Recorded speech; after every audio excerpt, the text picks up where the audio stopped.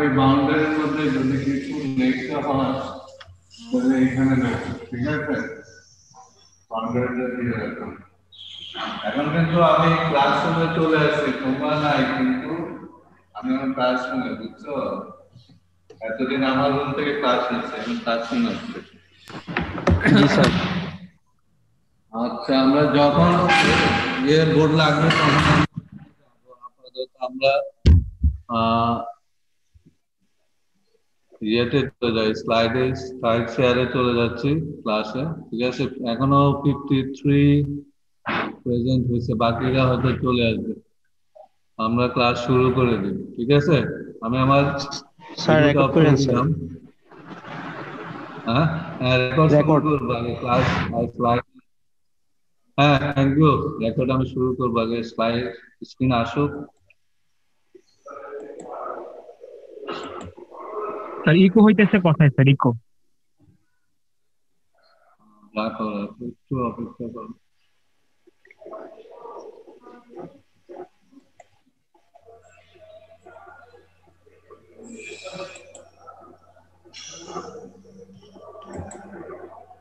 দেখো এখন আসছে স্ক্রিন।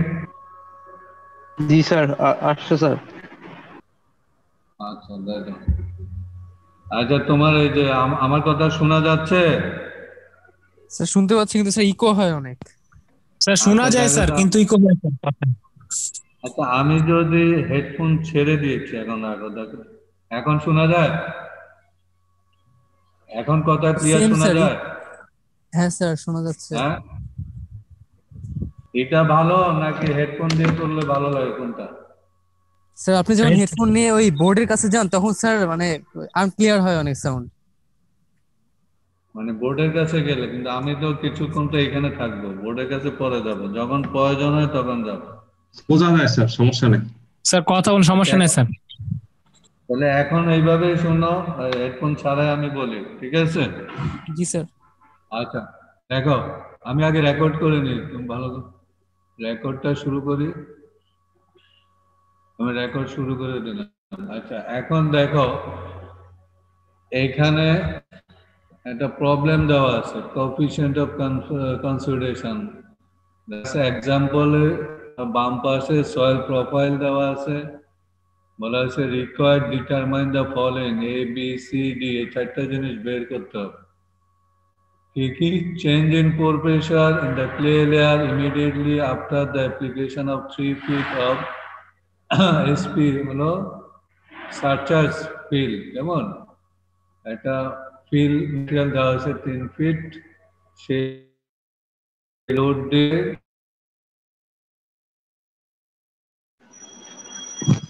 স্যার শোনা যায় না। স্যার শোনা যাচ্ছে না স্যার।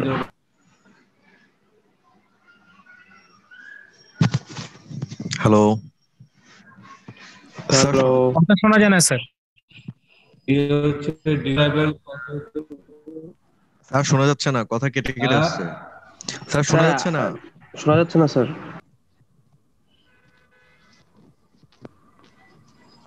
মাঝে মাঝে একটু ইন্টারনেট, আমি তো আসলে আমার রুম থেকে চলে আসছি। এখন এখন শোনা যায়? জি স্যার। আচ্ছা শোনো, তাহলে ওই 3 নম্বর হলো পোর ওয়াটার প্রেশার, কতটুকু পানি পিজোমিটারে উঠবে সেটা বের করতে হবে। 170 PSI পোর ওয়াটার প্রেশারের জন্য। আর পরেরটা তো তুমি করেছো, গতদিন আমরা করছি যে সিবি দেওয়া আছে, কেমন ইউ এখানে 25% হলে কতটুকু সময় নিবে সেটা, এবং 50%, 99% হলে কতটুকু সময় নিবে সেটা বের করতে বলছে। এই অঙ্কগুলো টিবি সমান CV T by H square.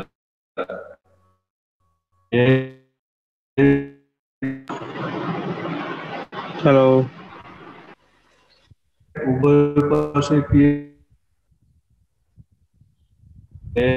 Sir আপনার কথা শুনতে পাচ্ছি না আমরা স্যার।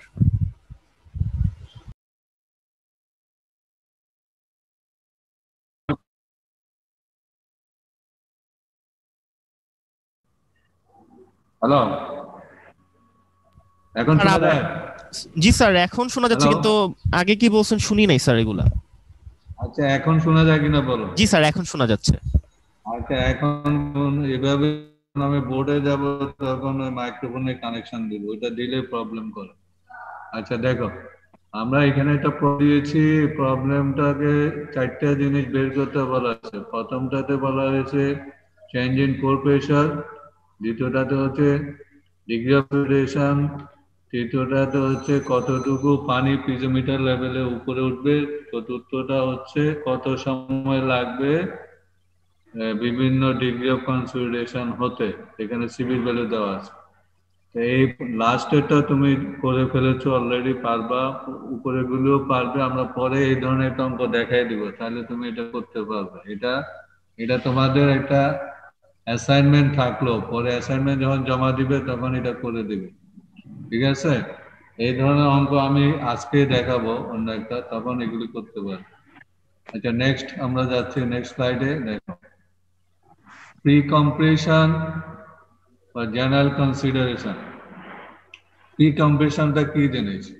বলছে loading an area prior to placement of the plant structure loading to limit construction settlement. এটাকে অনেক সময়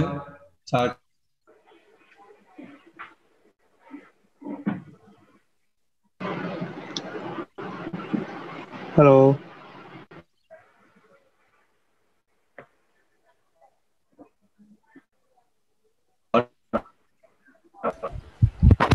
স্যার আপনাকে শোনা যাচ্ছে না।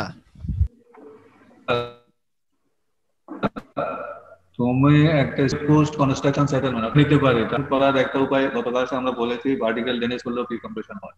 এখানে পানিটা বের হওয়ার স্কোপ থাকে, আর এইখানে হলো জাস্ট লোড দিয়ে করতে হবে। এখানে কোনো ভার্টিক্যাল ড্রেন টেন লাগবে না, এখানে লোড দিলে কতটুকু বসে যায় সেটার উপর নির্ভর। তাহলে এইখানে দেখো এখানে দেখো এই যে ইকুয়েশনটা, এই ইকুয়েশনটা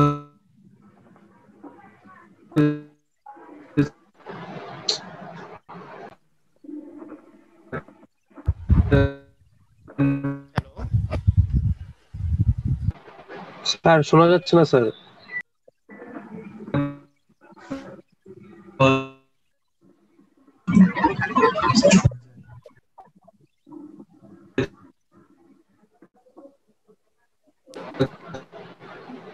লোডিং স্যার শোনা যাচ্ছে না স্যার। স্যার প্রি কম্প্রেশনের শুরু থেকে স্যার কিছুই স্যার শুনি নাই স্যার আমরা। স্যার প্রি কম্প্রেশন পুরোটাই শুনি নাই স্যার। আর তো চলে গেছে। মাত্র গেছে। আবার এখন শুনো, ডিস্টার্ব করতেছে। জি স্যার, নেট অনেক স্লো।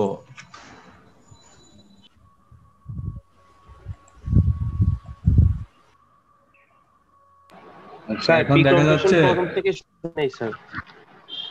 আচ্ছা এখন শোনো না, প্রি কম্প্রেশনটা হচ্ছে তুমি একটা বিল্ডিং করবা, ধরো 5 তলা বা এটা করার পরে কি হতো, লোড করলে সেটেলমেন্ট হতো না। এখন যদি ক্লে লেয়ার থাকে স্যাচুরেট, তাহলে সেটেলমেন্ট। এখন ওই লোডটা বিল্ডিংটা করার আগেই আমরা যদি ওই ধরনের লোড এখানে প্লেস করে দিই, তাহলে এটা কি হয়ে যাবে, ওর সেটেলমেন্টটা আগে হয়ে যাচ্ছে। Loading an area prior to placement of the plant structure loading, অর্থাৎ 10 তলা বিল্ডিং করার আগেই যদি আমি কোনো একটা লোড দিয়ে দিই, অর্থাৎ বিলাট বালির স্তূপ দিয়ে দিব বা পাথরের স্তূপ দিয়ে দিব, এই ধরনের ওয়েট দিয়ে ফালাই রাখবো, তাহলে এই ধরনের লোডকে বলা হয় সারচার্জিং। এবং এই ধরনের কন্ডিশনকে বলা হয় প্রি কম্প্রেশন, মানে আগে আমরা কম্প্রেস করে ফেলতেছি। ঠিক আছে, এখন দেখো আমরা সেটেলমেন্ট ইকুয়েশন পেয়েছিলাম স্ট্রাকচার লোডিং কনসিডার করে, এই ইকুয়েশনটা, এবং এখানে সিগমা জিরো প্রাইম হলো এফেক্টিভ ওভারবার্ডেন প্রেসার, আর ডেল সিগমা প্রাইম হলো বিল্ডিং এর লোড। এখন সারচার্জ লোডটা কি এক লোড, সারচার্জ যদি থাকে তখন সেটেলমেন্টের ইকুয়েশনটা হবে কি এটা, এই যে এখন নিচে যেটা আছে, যে এখানে এক্সট্রা একটা লোড আসবে stress increment due to surcharge del sigma F. Del sigma F F change in vertical stress due to fill added, মানে তুমি কতটুকু লোড দিচ্ছ আগে, সেই লোডটা দিলে যে সেটেলমেন্ট হবে সেটা হচ্ছে চেঞ্জ ডেল, সরি স্ট্রেসটা যতটুকু স্ট্রেস ইনক্রিমেন্ট হবে সেটা হচ্ছে ডেল সিগমা এফ, এটা হলো ফিলের জন্য। এখন আমরা এরপরের স্লাইডে দেখি যে এখানে ছবির দিকে তাকাও, একটু ভালো করে দেখো, উপরে একটা ছবি দেখো, এখানে দেওয়া আছে উপরে হচ্ছে স্ট্রেস ভার্টিক্যাল ডিরেকশনে, নিচে হচ্ছে টাইম, কেমন? আর এখানে ডেল পি সম্বন্ধে বলা হয়েছে, ডেল পি হচ্ছে change in vertical stress due to structure load. এই যে নিচে যেটা দেখতেছো ভার্টিক্যাল স্ট্রেস হচ্ছে, এটা হলো ডেল পি স্ট্রাকচার লোড। আর যখন ফিল লোড দাও তখন কি হবে, এই এক্সট্রা একটা লোড এর সাথে অ্যাড হবে। এই যে এই ফিল লোড হলো সারচার্জ, আর ডেল পি হলো তোমার যে ভার্টিক্যাল লোড যেটা তুমি বিল্ডিং থেকে আসবে এটা। এখন যদি এই লোডের তুমি যদি টাইম সেটেলমেন্ট প্লট ড্র করো, এখানে নিচের ছবিটা দেখো, এদিকে হচ্ছে টাইম, এদিকে হচ্ছে সেটেলমেন্ট। এখন এখানে দুইটা, প্রথম কার্ভটা হচ্ছে এসপি অর্থাৎ settlement due to structure load. Structure শুধু যদি স্ট্রাকচার লোড থাকতো তাহলে সেটেলমেন্ট হতো এরকম, এভাবে যে আলটিমেট সেটেলমেন্ট এই যে 81 সময় যে মোটামুটি কনস্ট্যান্ট হয়ে যাচ্ছে। আর যখন তুমি এর সাথে ফিল অ্যাড করবা তখন সেটেলমেন্ট কার্ভ হচ্ছে নিচেরটা, এবং সেই ক্ষেত্রে কার্ভটা হচ্ছে এইভাবে যাচ্ছে নিচে। তাহলে এখন দেখো যে ফিল অ্যাড করলে তোমার ফিল ছাড়া যে কার্ভ ম্যাক্সিমাম সেটেলমেন্ট সেই বরাবর যদি যাও টেনে, তাহলে এই সেটেলমেন্টটা ফিল অ্যাড করলে কোন সময় হয়ে যাচ্ছে T2 তে, আর ফিল অ্যাড না করলে এই সেটেলমেন্টটা হচ্ছে T1, অর্থাৎ অনেক সময় লাগতেছে। ঠিক আছে, এই জন্য সেটেলমেন্ট সময়টা আগায় আনার জন্য আমরা কি করি, সারচার্জিং করি। এই পদ্ধতিকে বলা হয় প্রি কম্প্রেশন। সারচার্জ করলে ওই সেটেলমেন্টটা কি হয়, আর সারচার্জ ছাড়া যে সময় লাগতো থেকে বেশি সময়, কম সময় লাগতো। তাহলে এটা হচ্ছে কার্ভ থেকে এটা বোঝা যাচ্ছে। এখন আসো যে ডিগ্রি অফ কনসলিডেশন, মানে ডিগ্রি অফ কনসলিডেশন কিভাবে বের করবা, সেটা হচ্ছে সেটেলমেন্ট স্ট্রাকচার লোড দিয়ে একটা হবে, স্ট্রাকচার লোড ছাড়া আরেকটা হবে, মানে সারচার্জ দিয়ে। আমরা গত যে এখানে আগের স্লাইডে দেখো, আগের স্লাইডে এই যে সেটেলমেন্ট এই দুইটা এসপি আর এসপি প্রাইম, এই দুইটার যে রেশিও সেটা হচ্ছে ডিগ্রি অফ কনসলিডেশন, সেটা এখানে দেওয়া আছে এসপি বাই এসপি প্রাইম। এটা যদি করো তাহলে এখানে দেখো বাম দিকের টার্মটা কমন, CC H by 1 plus A0, এই দুইটা কাটাকাটি চলে যায়। তাহলে থাকবে কি, থাকবে হচ্ছে এই যে এই জিনিসটা থাকবে হচ্ছে যে এই টার্মটা। তখন একে যা সাজায় নিলে এই ধরনের হবে। তাহলে এইটা সোজা কথা, এই দুইটার যে রেশিও এসপি আর এসপি প্রাইম, এটা হলো ফিল্ড ধরে বা সারচার্জ ধরে, আর এটা সারচার্জ ছাড়া, এই দুইটার রেশিও হলো ডিগ্রি অফ কনসলিডেশন। হ্যাঁ, ডিগ্রি অফ কনসলিডেশন। এখন এইখানে একটা চার্ট আছে, দেখো ছবি ফিগার 2.2 একটা বইতে, যাই হোক আমার বইয়ের দরকার নেই, আমি চার্টে দেখি। হরাইজন্টাল এক্সিসে আছে ডিগ্রি অফ কনসলিডেশন ইউ, ভার্টিক্যালে আছে তোমার ডেল সিগমা এফ অর্থাৎ change in vertical stress due to fill added. নিচে আছে যেটা এই যে এটা নিচেরটা হলো এটা change in vertical stress due to structure loading, আর উপরেরটা হচ্ছে এটা change in vertical stress due to fill, আর ডেল সিগমা জিরো প্রাইম হলো initial effective vertical overburden pressure. তাহলে আমি যদি এই প্রথম দুইটা জানি তাহলে আমি এইখানে ভার্টিক্যাল এইখানে আসবো, ভার্টিক্যাল এক্সিসে এসে আমি হরিজন্টালি যাব। এখন এখানে আমার বিভিন্ন কার্ভ আছে, সেটা হচ্ছে ডেল সিগমা ই, মানে এটা ডিভাইডেড বাই ডেল সিগমা 0 বা সেটা যদি 0.1 হয় তাহলে প্রথম কার্ভ, 0.5 হলে দ্বিতীয় কার্ভ। ধরলাম আমরা এটা 0.1, তাহলে এইখানে করলে এটা হবে বরাবর আসলে এখানে পাবো এর ডিগ্রি অফ কনসলিডেশন। অথবা তুমি কত ডিগ্রি কনসলিডেশন করতে চাচ্ছ, ধরো আমি কি 50% বা 60% বা 100% করতে চাচ্ছি, তাহলে আমি এই জিনিসটা আমার জানা থাকবে, এই যে del sigma prime sigma 0 prime জানা থাকবে। আর এইটা যদি ধরি তাহলে এইখানে ইউজ করে আমি এই ভ্যালুটা পাবো, এবং এইখান থেকে আমি ডেল সিগমা পি জানি, তাহলে কতটুকু ফিল স্ট্রেস আমার লোড দিতে হবে সেটা আমি বের করতে পারবো, মানে উল্টা দিক থেকে আসতে পারে। একটা হচ্ছে আমি কতটুকু লোড দিতে পারবো, দিলে আমার কতটুকু হবে ডিগ্রি অফ কনসলিডেশন সেটা বের করা যাবে, অথবা আমি ডিগ্রি অফ কনসলিডেশন ফিক্স করে দিলাম, কতটুকু আমার স্ট্রেস ফিক্স করতে হবে সেটা বের করা যাবে এই কার্ভ ইউজ করে। আচ্ছা, এরপরে আসো এইখানে আরেকটা দেখো স্টেপস, মানে প্রি কম্প্রেশনে কিভাবে তুমি বের করবা সেটেলমেন্ট গুলো। ক্যালকুলেট প্রাইমারি কনসলিডেশন সেটেলমেন্ট, এটা আমরা আগে যে স্ট্রাকচারাল ইকুয়েশন সেখানে আমি এটা দেখানো হয়েছে। এই দুইটার রেশিও হচ্ছে আমার কি অ্যাভারেজ ডিগ্রি অফ কনসলিডেশন, সেটা আমি বের করতে পারবো। অথবা এইখান থেকে একটু আগে যেটা দেখালাম, এইখান থেকে আমি অ্যাভারেজ ডিগ্রি অফ কনসলিডেশন বের করতে পারবো। এখন অ্যাভারেজ ডিগ্রি কনসলিডেশন যদি সে 50% হয়, তাহলে আমি সূত্র থেকে টিবি ভ্যালু বের করতে পারবো, এবং সেই টিবির ভ্যালুটা যদি আমি এখানে বসাই, এবং ওই সয়েলের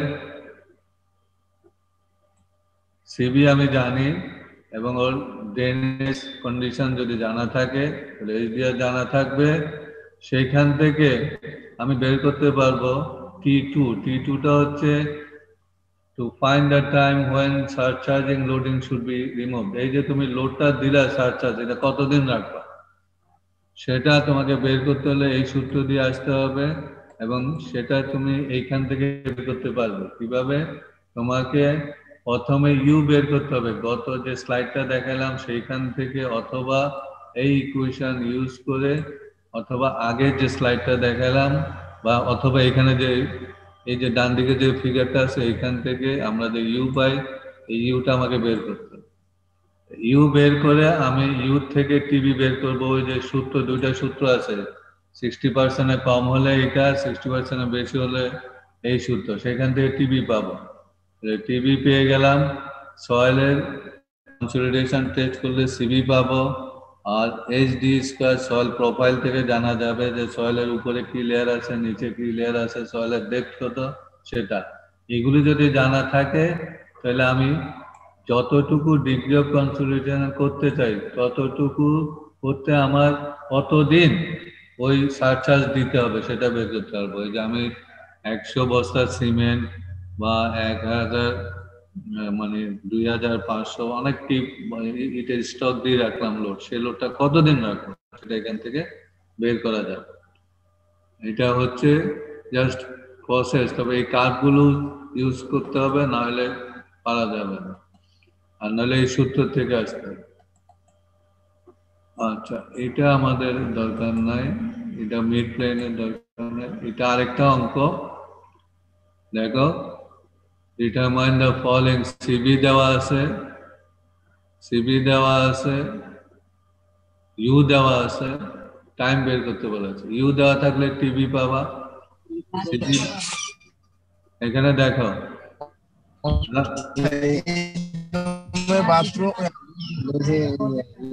হ্যালো,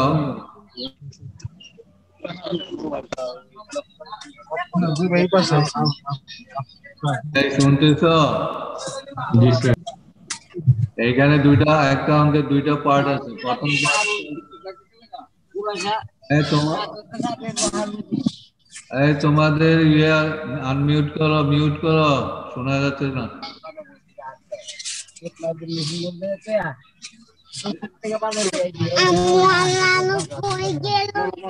এই কার এটা ভিডিও বানান করতারো মিউট করো।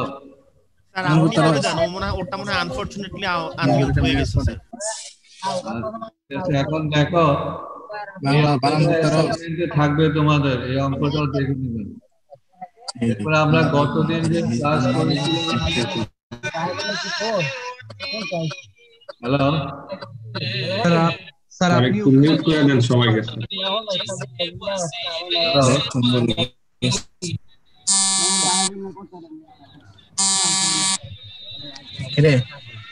আমি সবাইকে মিউট করে দিলাম।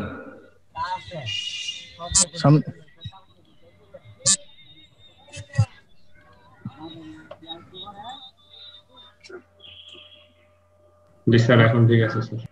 ঠিক আছে, জি স্যার।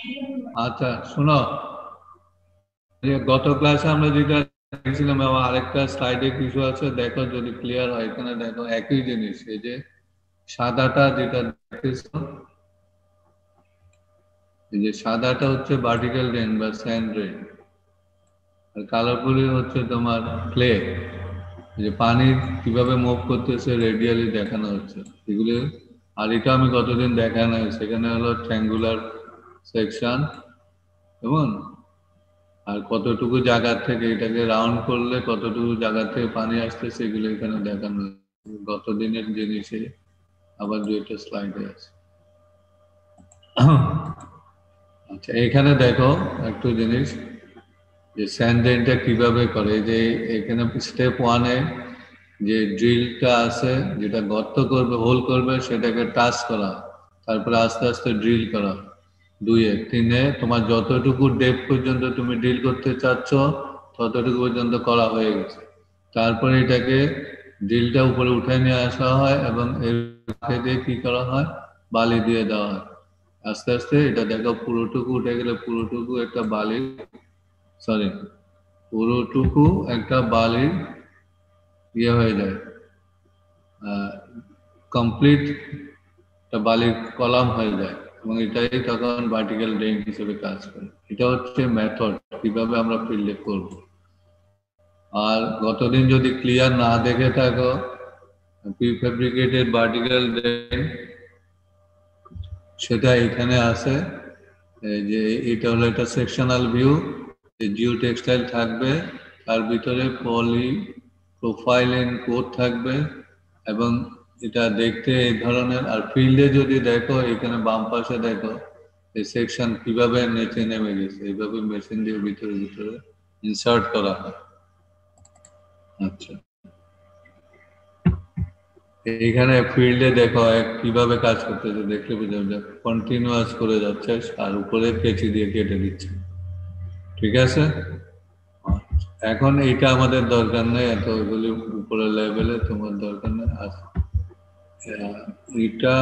এটাও দরকার নেই। এই জিনিসটা একটু দেখতে হবে। এটা হচ্ছে টাইম সেটেলমেন্ট কার্ভ। এটা তোমরা অরোরার বইতে পাবে, কার বইতে পাবে, অরোরার বইতে এই জিনিসটা আছে। তখন এটা আমরা একটু এক্সপ্লেন করি, এখানে একটু থাকো।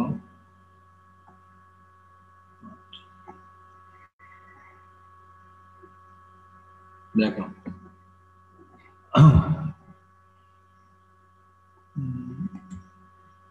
এখানে একটা কার্ভ আছে, এদিকে দেখো লোড পজিটিভ, এটা লোড নেগেটিভ। আমরা যখন কোনো বিল্ডিং স্ট্রাকচার ডেভেলপ করি, আমরা যখন কোনো স্ট্রাকচার করতে যাই, তখন কি করি, প্রথমে মাটি খুঁড়ে ফেলি। মাটি খুঁড়ে ফেললে কি করে, এক্সকাভেশন করি। এক্সকাভেশন, ইটালি এক্সকাভেশনটা দেওয়া আছে। তারপর এক্সকাভেশন শেষ হলে আমি কি করি, আস্তে আস্তে ফাউন্ডেশন দিই, তারপরে একতলা করি, দোতলা করি, এভাবে করে করে আস্তে আস্তে ফুল লোড পর্যন্ত চলে যায়।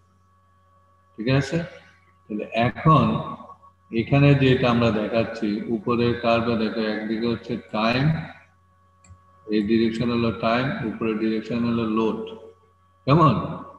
এখন লোডটা কি হচ্ছে, প্রথমে লোডটা কমে যাচ্ছে মাটি কেটে ফেলার পর, লোডটা কমে যাচ্ছে, এরপরে একটা সময় পরে আমার ফাউন্ডেশন যখন দিচ্ছি লোড বাড়তে থাকে, একটা সময় পরে আমার ফুল লোড হয়ে যায়। তাহলে এখন নিচে একটা কার্ভ দেখো, এখানে নিচে একটা কার্ভ আঁকা আছে, সেটা কি টাইম ভার্সাস লোড। যতক্ষণ দিব না তখন এইখানে তো কোনো সেটেলমেন্ট হবে না, কারণ এখানে লোডে নেই, মাটি উঠে গেছে, এইখান থেকে আমার লোড দেওয়া শুরু হচ্ছে। T0 করসপন্ডিং যে টাইম সেটা হচ্ছে 0 অরিজিন, এদিকে আমরা টাইম ধরে নিলাম, আর ফুল লোডের করসপন্ডিং যে টাইমটাকে আমরা বলছি টিপি, এই যে এখানে যেটা আছে টিপি, আর যখন লোড শুরু করতেছি সেটা হচ্ছে T0। এখন লোড যখন দিব তখন কি হবে, মাটিটা আস্তে আস্তে সেটেল। এই লোডের করসপন্ডিং যদি আমরা সেটেলমেন্ট কার্ভ আঁকি, কেমন? তাহলে আমার যদি লোড দিই এবং এখানে যদি সেটেলমেন্ট কার্ভ আঁকো, দুইটা কার্ভ দেওয়া আছে, একটা দেখো ইনস্ট্যান্টেনিয়াস লোডিং কার্ভ, যে নিচেরটা দেখা যাচ্ছে,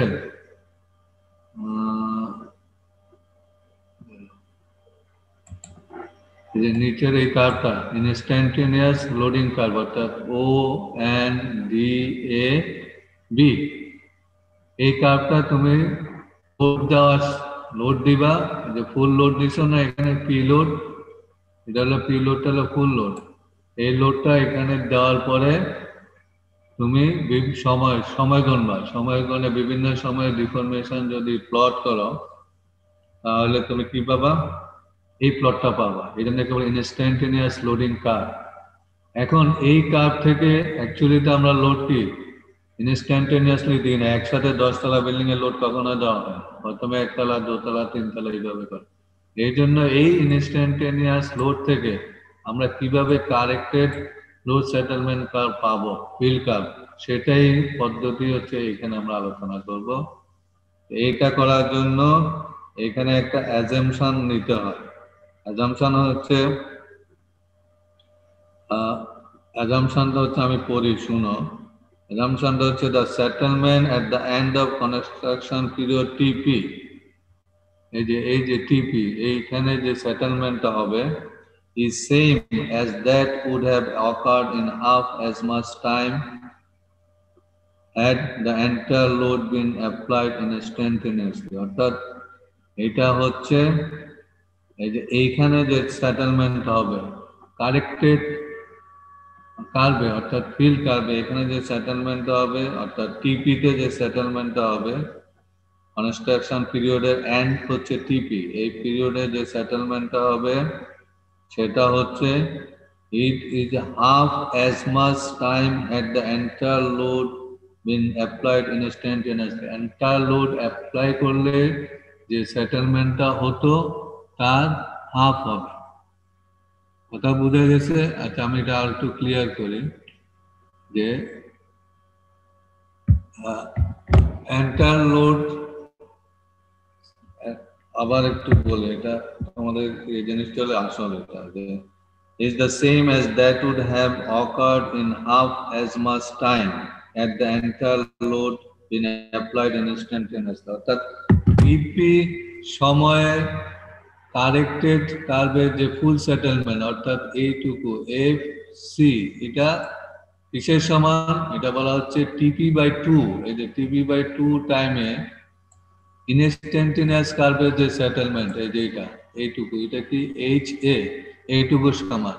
তাহলে আমাদের কি করতে হবে, টিপি থেকে টিপি বাই 2 করতে হবে, করে আমি এইখান কার্ভটা কিন্তু আমি জানি না এখনো, আমি শুধু নিচের কার্ভটা আমার জানা আছে। তাহলে টিপি বাই 2 করে আমি একটা ভার্টিক্যাল লাইন টানবো, তারপরে একটা হরাইজন্টাল লাইন টানবো এসি, এবং এই এসি যে পয়েন্টটা হবে এটাই হচ্ছে এই টিপি, মানে কমপ্লিশন টাইমে ফাইনাল সেটেলমেন্ট, অর্থাৎ এফসি। এটা একটা পয়েন্ট তোমার কারেক্টেড কার্ভ। তার পরবর্তী তুমি অন্যান্য সময় যদি বের করতে চাও যে এইখান থেকে 0 থেকে সি পর্যন্ত কার্ভটা কিভাবে আসবে, সেটার জন্য ধরো আমি যে কোনো একটা টাইম টি নিব, যেমন এই কার্ভের পয়েন্ট বের করার জন্য টি নিব, তাহলে টি বাই 2 তে যাবো, টি বাই 2 তে গিয়ে আমি কি করব, এই কার্ভের উপরে একটা লাইন টানবো, সেটা এই কার্ভে ডি পয়েন্টে ইন্টারসেক্ট করবে, আবার ডি থেকে একটা হরাইজন্টাল লাইন টানবো, সেটা এই টিপি লাইনটি ইন্টারসেক্ট করবে।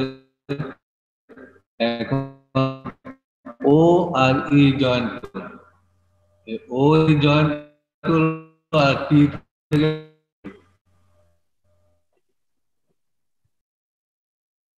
এমন আমরা বিভিন্ন পয়েন্ট কনসিডার করে আমরা ফিল্ড কার্ভ ও থেকে সি পর্যন্ত এঁকে ফেলতে পারবো। এখন পরবর্তীগুলো আমাদের কিভাবে হবে এই সি এর পরে, সেটা হচ্ছে আমার এই যে সি পয়েন্ট থেকে আমি একটা ভার্টিক্যাল লাইন টানবো, সেটা আমার ইনস্ট্যান্টেনিয়াস কার্ভকে বি পয়েন্ট ইন্টারসেক্ট করবে। এখন এই এসি যতটুকু ডিস্টেন্স, এই বি থেকে একটা লাইন টানবো প্যারালাল, সেই ডিস্টেন্সটা কেটে নিলে একটা এম পয়েন্ট পাবো। এইভাবে এই সি এম জয়েন করে দিব, এইভাবে প্রত্যেকটা পয়েন্ট এইভাবে প্যারালালি শিফট হতে থাকে। শুধু এইটুকু জায়গা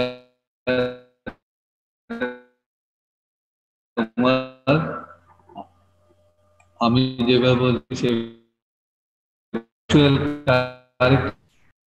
কার্ভ হবে কি, অ্যাকচুয়াল কারেক্টেড কার্ভ হবে ও জি সি এম। এটা কিন্তু টেস্ট করি তখন আমরা কিন্তু নিচে থাকে ওই অনুযায়ী ডিজাইন করি, যেন আমাদের এটা না বের করলেও চলে। তবে এটা বাইর করার পদ্ধতি হচ্ছে এটা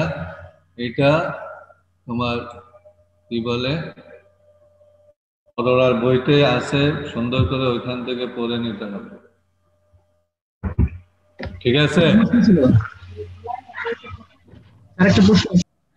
এটা অরোরার বইতে আছে, কিভাবে ইনস্ট্যান্টেনিয়াস কার্ভ থেকে ফিল্ড কার্ভ পাওয়া যায় সে পদ্ধতি, এটা ওইখান থেকে পড়ে নিবে। একদম শুধু অ্যাজাম্পশনটা মনে রাখলে হবে। আমরা এই স্লাইডটা, স্যার একটা প্রশ্ন ছিল। বলো স্যার আপনি বলছিলেন যে টোটাল লোড যখন অ্যাপ্লাই করা হবে ফুল লোড, তখন ইনস্ট্যান্টেনিয়াস লোডিং কার্ভটা পাওয়া যাবে।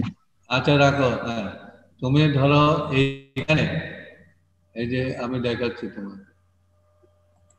এই যে এইখানে আমরা লোড দিই না T0, তখন তুমি প্রথমে কি করো, ফুটিং দাও, তারপরে কি করো, কলাম করো, গ্রেড বিম করো, এইভাবে করো না, আস্তে আস্তে লোড বাড়াচ্ছ না? হ্যাঁ একদম আবার ইয়াতে যা কি করতেছো, একদম পরে বছর পরে তোমার ফুল লোড হয়ে গেল, ঠিক আছে? এখন আমি ল্যাবরেটরিতে একটা স্যাম্পল নিব, নিয়ে এই যে ফুল লোডটা আমি দিয়ে দিব, দিয়ে আমি বিভিন্ন সময়ে কতটুকু ডিফরমেশন হচ্ছে সেটা আমি বের করে এই কাপটা পারবো, এই যে ইনস্ট্যান্টেনিয়াস কাপটা। বুঝা গেছে? তাহলে বিষয়টা স্যার, তাহলে কি বিষয়টা এরকম হইতেছে যে আমি স্ট্রাকচারটা মানে ফিল্ডে করার আগেই, হ্যাঁ এটা ল্যাবে করতে হবে, ফিল্ডে না, সেটাকে কনসিডার করব, তারপর তার উপর ভিত্তি করে ইনস্ট্যান্টেনিয়াস কার্ভটা বানাবো, তারপর কারেক্টেড কার্ভটা বানাবো। হ্যাঁ হ্যাঁ না, আগে তোমার ফুল লোডটা তুমি ল্যাবে দিয়ে কি করবা, ল্যাবে দিতে পারো অথবা ফিল্ডেও তুমি করতে পারো ইনস্ট্যান্টেনিয়াস কার্ভ, ঠিক আছে? কিন্তু স্যার আমি তো স্যার না, তুমি ফিল্ডে পারবা না, ফিল্ডে পারবা, ফিল্ডে পারবা কিভাবে, এটা তো অনেক ঝামেলার কাজ না? না না ঝামেলা কাজ না, এটা ওই আমরা করি তো, ওই যে লোড দিয়ে, হ্যাঁ ও ট্রাকের মধ্যে লোড দেওয়া হয় এবং লোড দিয়ে করা যায়, সময় লাগে। স্যার এরকম যদি হয় যে যে বিল্ডিং গুলো অনেক বড় 100 তলা 200 তলা এরকম স্কাই স্ক্রেপার যেগুলা, না তুলে মডেল করে সিমুলেশন করা নাই, মডেল করে ছোট স্যাম্পলের উপরে ওই লোড দিয়ে ল্যাবে করে, ও একটা প্রোটোটাইপ তৈরি করে তারপর করা হয়। প্রোটোটাইপ করে করলে এটা তোমাকে আগে এই কাপটা পেতে হবে, এই কাপ না পেলে আমি উপরটা যাতে পারবো। জি স্যার বুঝতে পারছি। এখন এখানে অ্যাজাম্পশনটা কিছু না, অ্যাজাম্পশনটা হচ্ছে ফুল লোডে যে সময় লাগে টিপি, এইখানে কারেক্টেড কার্ভের সেটেলমেন্টটা হবে TP/2 তে ইনস্ট্যান্টিয়ান লোডের যতটুকু সেটেলমেন্ট সেটা, অর্থাৎ এই যে SA আর FC সমান। তারপর তুমি যে কোনো সময় নাও, T নিলে T/2 তে হবে, আবার যদি T/2 নাও তাহলে T/4 এ হবে, এইভাবে করতে হবে। এটা বইতে সুন্দর করে দেওয়া আছে, দেখে নিবে। জি স্যার বুঝতে পারছি। আচ্ছা স্যার মানে সাধারণত কতটুকু সেটেলমেন্ট হইলে মানে আমার এইসব সেটেলমেন্টে কাজ করা উচিত, মানে কোথায় কোন একটা জায়গায় সর্বোচ্চ কতটুকু সেটেলমেন্ট হইলে তারপর আমি হয়তো বা এই- কোড প্রভিশন আছে, কোডের প্রভিশন আছে যে রেসিডেন্সিয়াল বিল্ডিং হলে কি হবে, ব্রিজ হলে কি হবে, তারপরে তোমার ফ্যাক্টরি বিল্ডিং হলে কি হবে, স্কুল হলে কি হবে, এগুলো কোডের পারমিশন আছে। তোমরা কোডে পড়ো না, বিল্ডিং কোডে, এখানে পাবে। জি স্যার, বুঝতে পারছি। এগুলি পরে। আচ্ছা এখন দেখো, আমি আছে তো একটু আছে দেখি। আচ্ছা এটা মনে হয় শেষ, এই স্লাইডটা আমরা পরবর্তী আরেকটা স্লাইডে যাই। তো থাকো।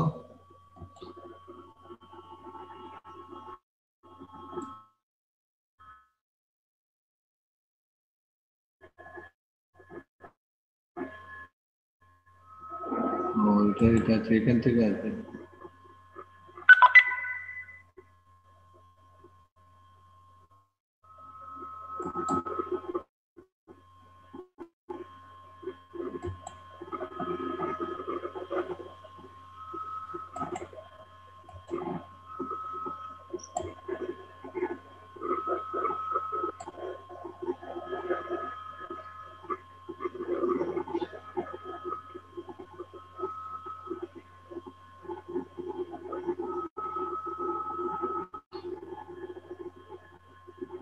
তারপরে এটা আসতেছে।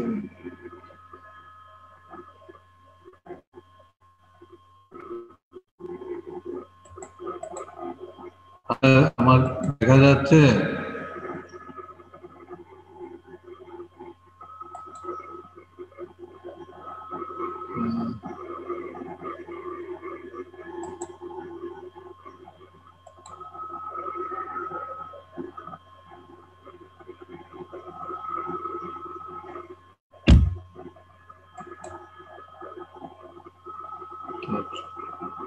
হ্যালো, এই শুনতেছ? জি স্যার, শোনা যাচ্ছে। আচ্ছা আমি একটু দেখতেছি আমার পরের ইয়েটা আসতেছে না কেন, একটু দাঁড়াও।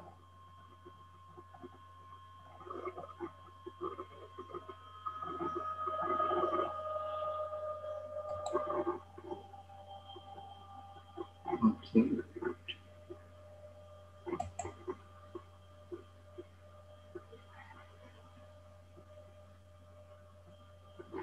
আচ্ছা এখন দেখা যায়? হ্যালো, দেখা যাচ্ছে স্ক্রিনে? না স্যার, দেখা যাচ্ছে না স্যার। আচ্ছা দাঁড়া, এটা শেয়ার দেওয়া হয়নি মনে হয়।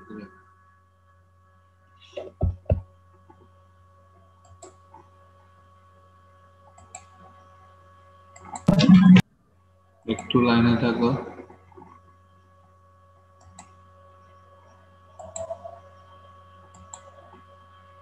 এবার দেখা যায় জি স্যার। যে তোমাদেরকে বলছি না একটা অঙ্ক আমি দেখাবো, এটা দেখলে তোমরা ওগুলি করতে পারবে। এখানে দেখো একটা প্রবলেম দেওয়া। How high will the water rise in the prism immediately after the application of the surface load of 3 KSF? এখানে দেখো এটা হলো 3 KSF, এটা হলো সারচার্জ লোড। এটা দিলে এইখানে কতটুকু পানি উঠবে এইটা বের করতে পারবে। তারপরে what is the degree of consolidation from 3 KSF at point A, মানে এই পয়েন্টে ডিগ্রি অফ কনসোলিডেশন কত when h সমান 15 ফিট, h দেওয়া আছে। আরেকটা হচ্ছে find h when the degree of consolidation at h is 6%, কেমন? তাহলে এটা হলো এইখানে কনসোলিডেশন, ডিগ্রি অফ কনসোলিডেশন বের করা হয়েছে, h দেওয়া আছে, এখানে ডিগ্রি অফ কনসোলিডেশন দেওয়া আছে, h বের করতে বলা হয়েছে। আর প্রথমটা বলছে যে h কত হবে এই লোড। ঠিক আছে, নাম্বারটা একটু খেয়াল করো, অঙ্কটা একটু খেয়াল করো, আমরা দেখাচ্ছি কিভাবে করে। তুমি দরকার হলে তোমার বুঝতে হলে মোবাইলে স্ন্যাপ নিয়ে রাখতে পারো, আমি এরপরে দেখো যাচ্ছি সলিউশনটাতে যাচ্ছে, একটু খেয়াল করো। এখানে একটু মাথায় রাখো যে 3 KSF হলো লোড, এইচ বের করতে বলা হয়েছে, ক্লে লেয়ার হলো 10 ফিট এবং এর পজিশন হলো ক্লে লেয়ার টপ থেকে 4 ফিট নিচে, আর এদিকে টোটাল হলো 20 ফিট স্যান্ড, 5 ফিট হলো ড্রাই, 15 ফিট হচ্ছে স্যাচুরেটেড। এখন আসো আমরা প্রবলেমটা করে দেওয়া আছে দেখো। প্রথমটা বলা আছে assume a uniform increase of initial excess pore water pressure। এটা কিন্তু রেকর্ড হচ্ছে, তোমার পেয়ে যাবা, কেমন? এখন একটু বুঝে নাও। Water pressure through 10 feet thickness of the clay layer। তাহলে পোর ওয়াটার প্রেশার আমরা জানি কি, U is equal to gamma W H, কেমন? তাহলে পোর ওয়াটার প্রেশার কি হবে, যতটুকু তুমি প্রেশার ইনক্রিজ করবা পুরোটুকুই কে নিবে, পানি নিবে, অর্থাৎ 3 KSA পুরোটাকেই পানি নিবে, অর্থাৎ 3000 PSA। তাহলে এটা হলো পোর ওয়াটার প্রেশার যা তুমি পেয়ে গেলা।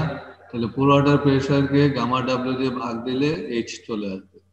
গামা ডাব্লিউ কত, 62.4 ভাগ দাও, তাহলে এইচ হচ্ছে তোমার 48.1 ফিট। এটা হলো তোমার ফার্স্ট আনসার, প্রথমটা। দ্বিতীয়টা আসো, degree of consolidation at a. এটা কিভাবে বের করব, আমরা এটা জানি যে ডিগ্রি অফ কনসোলিডেশন যে কোনো জায়গায় ডিগ্রি অফ কনসোলিডেশন হচ্ছে 1 মাইনাস ওই মুহূর্তে ওইখানের পোর ওয়াটার প্রেশার আর ইনিশিয়াল পোর ওয়াটার প্রেশার কত সেটা, ঠিক আছে? তাহলে এখন ওই মুহূর্তে এখানকার পোর ওয়াটার প্রেশার কত, এখানে তোমাকে দেওয়া আছে যে কত, 15 দেওয়া আছে, H15 দেওয়া আছে। তাহলে এটা 15 ইন্টু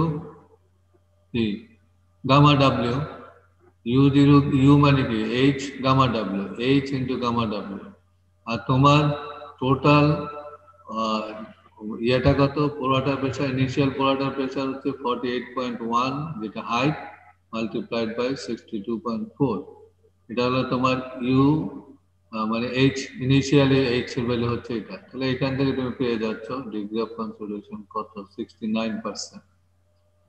এখন থার্ড পার্ট যেটা আছে বলা হচ্ছে ইউএ হচ্ছে 60%, মানে এখানে যে ভ্যালুটা আছে কোথায় দেখো,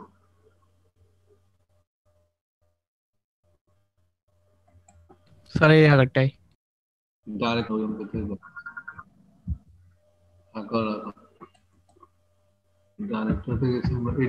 এটাতে ছিলাম। এখানে দেখো ইউ হচ্ছে 60%, মানে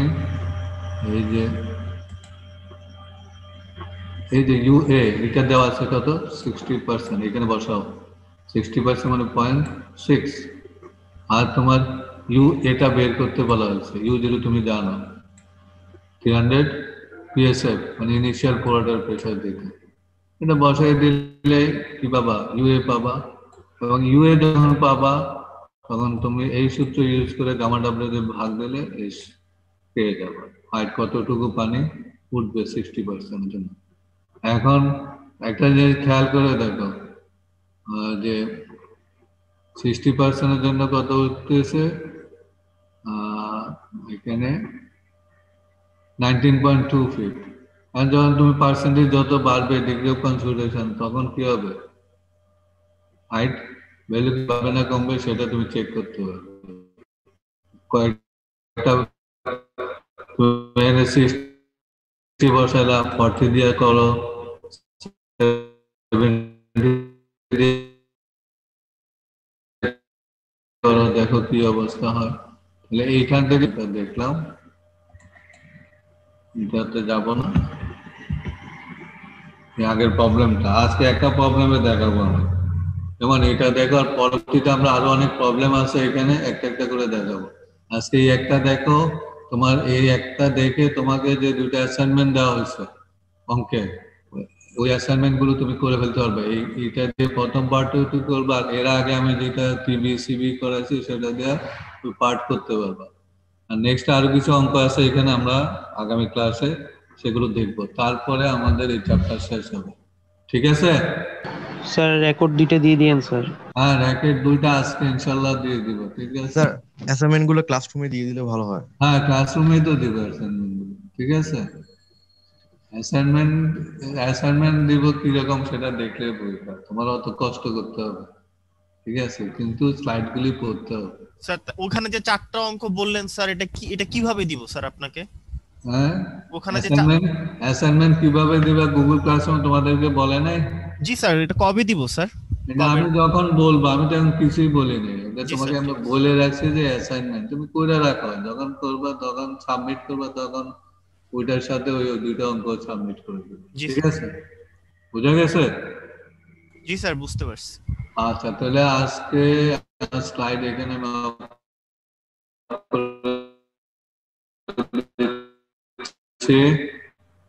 আর আমাদের আবার বিকেলেও ক্লাস আছে। সবাই ভালো থাকো, ঠিক আছে? নেক্সট ক্লাসটা অঙ্কের সপ্তাহে দিবেন। আমি আজকে আর ওয়েবে ইউজ করলাম না, কারণ তোমাদের প্রবলেম হচ্ছে দেখে আর ওইখানে আর গেলাম। ঠিক আছে, আল্লাহ হাফেজ। কেমন? আসসালামু আলাইকুম স্যার।